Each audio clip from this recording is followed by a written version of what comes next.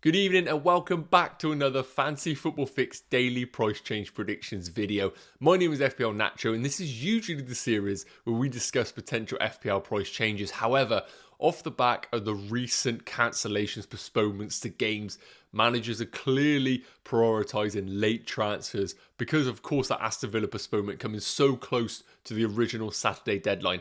And that's the one thing we're going to urge on this channel right now, guys, is making late transfers is an essential part of your FPL strategy right now.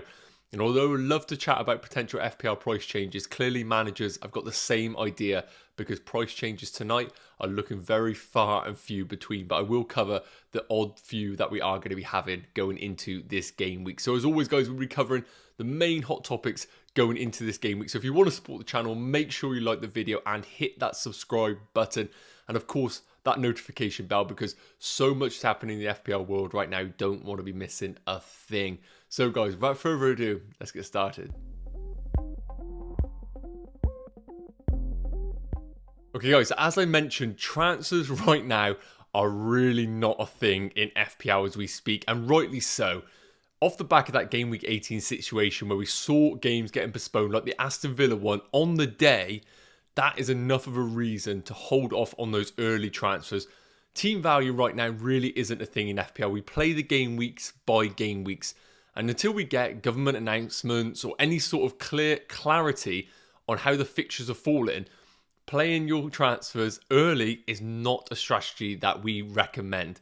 Holding them off until press conferences close to that deadline is the best strategy to make. So I'm really glad to see that there's not many transfer changes and many transfers going into game week 19. And the only changes that have potentially happened tonight is Lacazette, who's crossed the 100% threshold. Obviously a very popular player in game week 18, basically the only guy left to own as a forward going into game week 18, picked up an assist, controversial one I will say. And he's looking like he potentially might rise in price tonight. And the only potential price faller is Leeds' Cooper, who realistically will not buying Leeds defenders anytime soon. So those are only two potential price changes tonight. Martinelli in the distance might be rising in price tomorrow if he continues at the rate that he is going. But right now I have the Fixture Analyzer in front of me. Now, it is worth mentioning, it is so difficult to predict any of the fixtures going forward. And I really don't urge managers to have long-term plans in place, just because it is such a change in FPL landscape. We don't know what is going to happen. But we see a game week 19 fixtures in front of me. All of them at the time of recording are currently going ahead.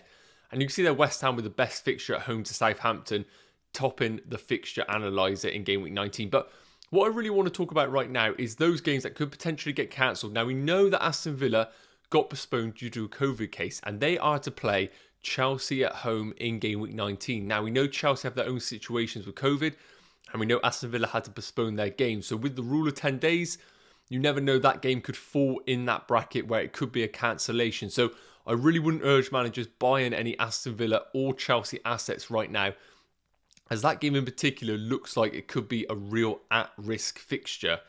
Now we know, again, Liverpool played, but they do have COVID cases in their camp. And with a home fixture against Leeds, really tempting to pile in on any Liverpool assets if you haven't got the triple up already. But again, with the cases that they got so far with Van Dijk, Thiago, Fabinho, to name a few, that is again a situation that we really do need to monitor going into game week 19. But again, I could sit here and predict potential price team postponements till the cows come home, but it's not worth me doing that at all. What I want to look at right now is if games were to happen, who has the best fixtures going forward. And I think that's the best way to approach the game right now until news drops closer to the deadline. And we can see that over the next 6 game weeks, West Ham have the best run of fixtures. Now, the likes of Antonio and Bowen were sacrifices going into game week 18 to afford players that did have fixtures in game week 18. And I really do urge managers right now, if no news comes out about West Ham, that Bowen and Antonio are assets I definitely would look to hold over the longer term. I know Antonio in particular hasn't been firing, but looking at these fixtures going ahead, I would not look at those players if they have got games as transfers out. I really do think we need to prioritise players that aren't playing and players that really have bad fixtures. And West Ham don't fall into any of those brackets right now. So I think those are players are definitely holds going forward. Now we know that Chelsea are a team that are going to be struggling over the coming game weeks on a fixture basis due to the fixture schedule that they do have. Now, an away fixture against what Aston Villa, as I mentioned, could be at risk of postponement due to COVID cases, followed by a Brighton game who are absolutely ravaged by injuries. But then after that, Liverpool, Man City, Tottenham, and then a blank game week followed by a second blank game week due to their Super Cup commitments. So right now, if you are a Chelsea owner right now, really need to monitor the situation. If they have a blank game week against Aston Villa due to COVID, after that, the fixtures do not look appealing at all. And I know managers right now are sat there with Chelsea defenders. And if you are sat there with a double up and the Aston Villa game does get called off, I probably would look at potentially sacrificing at least one of those defenders, as looking at the fixtures coming up, I do think that clean sheets are going to be far and few between. And with those guaranteed blank game weeks in the future game weeks, you're basically just making an early transfer, which is going to be necessary in the future. So I really do urge managers to monitor that Chelsea situation early doors and make those transfers if you have to, if the Aston Villa game gets postponed. Right guys, so we obviously looked at fixtures over a bit of a medium-term perspective. And as I mentioned, it is very difficult to discuss sort of topics right now in FPL because we don't know how the landscape is going to be looking in game week 19 and beyond. But it's worth mentioning that there are some mutters about a potential double game week in game week 22. Now, nothing confirmed right now, and once it is confirmed, if it ever does, we will be discussing that in great detail, so don't worry about that at all. But it's important to keep yourself within the FPL community just to try and track and monitor any potential situations that are emerging to try and get a quick upper hand, because right now it is all about being reactionary in FPL, unfortunately, and longer term plans just aren't really a thing right now, which kills me because I am definitely one of those managers. But because it's so short-sighted that we're looking at right now, I thought it would be just quite interesting for me to just chuck out 5 differential kind of under the radar picks, while some of these have emerged as really popular picks over the few game weeks, but those that really could be considerations over the next 3 game weeks. I've looked over the next 3 because I really don't think it's worth looking anything beyond that right now, because anything can happen. So first up is Shimmer at Liverpool. The reason he's in it right now is, of course, because of that Robertson red card. Now, we're expecting him to be out for 3 game weeks because it being a straight red card. So likelihood is Shimmer will slot in at left back, in particular because of Liverpool's absolutely decimated midfield.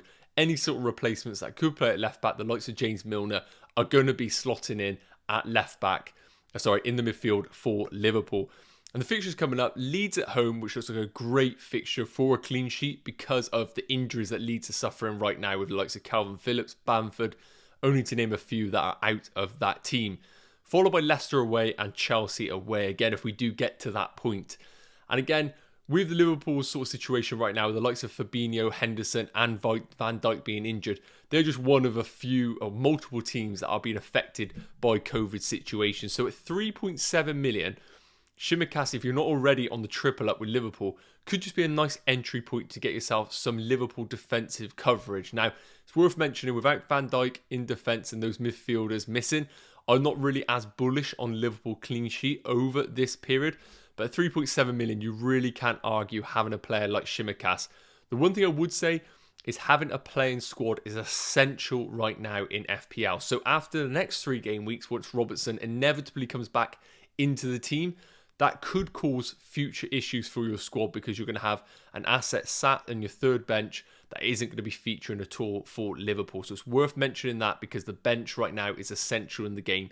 So if you are considering Shimmer, just be cautious of the longer term. But looking at it, 30 FPL points for only 397 minutes, 1 FPL assist, and we saw he had 3 shots over that period. So realistically, nothing massively to look at because the data is so small for him. But again, 3.7 million, not a lot to argue with.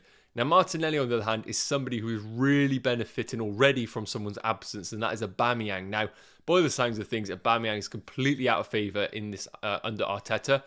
So we do imagine him to continue keeping his place right now in this Arsenal side, and already scoring a brace in game week 18 and following on from really, really impressive performances. Now, he's only played 610 minutes, but already got 52 FPL points, which is more than the likes of Kevin De Bruyne, who of course has had similar injury issues. 4 goals, 3 FPL assists, and impressively, he's had 16 shots over that period, which is good to see. A decent shot volume, although it doesn't match the likes of Kevin De Bruyne, who is obviously one of those players who just shoots on sight from long range. Now, Martinelli at 5.3 million. A lot of talk about the Arsenal midfielder options right now, the likes of Saka, Smith Rowe, and Odegaard. And while I'm somebody who did go in for someone like Saka because I thought his game time was a bit more secure, while Aubameyang's out of the team and while Martinelli is producing the way he is, I really don't think it is a risk bringing in someone like Martinelli. And you can see there, currently right now projected to score 9.7 points over the next 5 game weeks. That really is skewed based on his recent minutes and injuries. Once he does establish himself over the next few game weeks, I can imagine those projected points are going to increase for him as an asset. And I really think he's right now the best Arsenal midfielder in the game. And at 5.3 million, you can have so many more funds available to spread across your team. Now, Harry Kane is somebody who is very difficult to make a case for right now. Yes, he did score in game week 18, back to his kind of self, but then we saw him miss some glorious big chances, which was very much unlike Harry Kane. And at 12.1 million, it's a lot of money to invest in a player when, as I mentioned, spreading the funds across your squad is such an important strategy because of these postponements. We know how important the benches are to support those non-playing players. But 21.6 projected points over the next 5, with Spurs' next 3 fixtures looking quite favourable with Crystal Palace, Southampton and Watford. They do look like some really good fixtures for Harry Kane. But the big question is, can you move across to him? And do you sacrifice players as a sacrificial lamb for Harry Kane? I really do think if you're downgraded a midfielder to free up funds to then upgrade a forward to Harry Kane, I would question that strategy because I think over the longer term, you are going to be hindered in your squad if you do have non-playing players that can't replace those players. So while Harry Kane, I do think, is one of the best players over the next 3 game weeks, that price point just could be a little bit too much of a stretch for managers to go to. Now, a forward that I do think managers should consider as potentially a cheap option and a playing forward is Southampton's Bruyne. Now, he, of course, has been a bit of a rotation risk and slight injury risk this season at 5.1 million. He is in that sort of price range where you could happily bench, but you feel like you almost need to play him week in, week out because he isn't falling on that 4.4 million bench fodder situation. And I do think he offers a really interesting point for us managers at 5.1 million. With the injuries to the likes of Armstrong and Che Adams, hopefully more information will come about them. He has taken his chances when he has got them with 4 goals in only 621 minutes, 1 FPL assist, and we can see there 17 shots. Produced some decent underlying stats for an asset that is at 5.1 million. And with 14.8 projected points over the next 5 league matches, and with West Ham away, Tottenham and Newcastle in his next 3, I wouldn't necessarily say the next 2 games are very, very favourable for him, but the 3rd fixture at home to Newcastle, if we do get there, looks like a great fixture for him.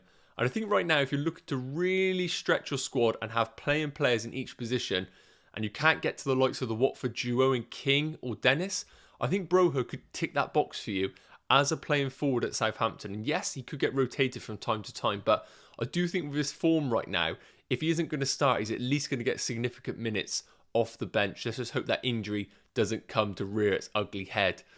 And last up, and this is going to be a similar case to Harry Kane, and that is Kevin De Bruyne. Now, at 11.9 million, it's very difficult for me to sit here and say that he is better value than the likes of Foden, Bernardo Silva, Gundogan's in midfield, because he's essentially 3 million plus more. And I've preached on here about spreading the funds across your squad. But if you're in a situation right now where you are sitting in a really high rank and you really need to fire some injection and some excitement into your team, I do think Kevin De Bruyne probably is that guy. One of the best midfielders in the world, and I really can't see him sitting out of this Man City team for a long term. Yes, I do think he'll get rotated, but that is like every single Man City midfielder. We saw that with Phil Foden, we saw that with Jack Grealish, and I'm sure we're going to see it with all of the midfielders at some point. And projected to score 28 points over the next 5 league matches. With fixtures really on Man City, it's very, very, you kind of take them with a pinch of salt because they're in such great form right now and dominating in such a level compared to any other team that I just think that he could score at any moment. 50 FPL points in only 672 minutes and 4 goals of that period is really impressive. But what I really do like about Kevin De Bruyne is that shot volume. 28 shots over that period. really putting himself up in those attacking brackets. And while, yes, he could still be a slight fitness concern off the back of his COVID that he did have, and of course a rotation at Man City and a price point, I wouldn't urge managers to go for Kevin De Bruyne if they are in a sensible position right now. But if you want to go for a real rogue pick, I really do think that he could pay dividends over the next 3 game weeks at least. Okay guys, that's going to wrap up today's Fantasy Football Fix price change predictions video. I appreciate you guys sitting around for this video because of course it's been very difficult to produce FPL content because of the FPL landscape changing so rapidly. And we don't even know what the fixtures are going to be for Game Week 19. So I appreciate you guys sticking around till the end of this video. So if you do want to support the channel, make sure you like the video, hit that subscribe button and that notification bell. And importantly, be sure to head over to fantasyfootballfix.com to upload your squad for free, so you get the opportunity to use all of the free tools available. And if you still want to have a free trial from now until the end of the year, that is still available to you, which gives you access to the premium tools as well, which I've shown a few of them to you in this video. I really do urge you guys checking that one out. So we're going to be bringing you more videos along the way, in particular a live stream closer to the Game Week 19 deadline, so you don't want to miss a thing, guys. So I will see you guys soon. Have a great day and take care. Cheers.